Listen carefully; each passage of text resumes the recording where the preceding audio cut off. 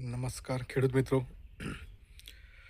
આપણે છીએ આજે સુરેન્દ્રસિંહ પરમાર શુક્લતીતના ખેડૂતમાં, જેમને કેળનું વાવેતર 22 ફેબ્રુઆરી 2025ના રોજ કર્યું હતું.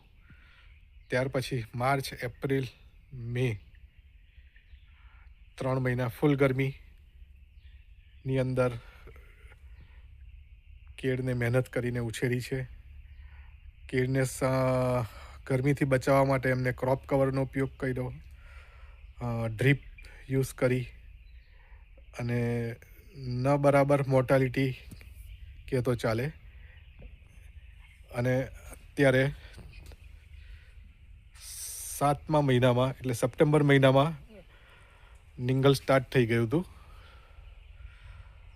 રિઝલ્ટ તમને બતાવીશું. જે ખેડૂતે સમયસર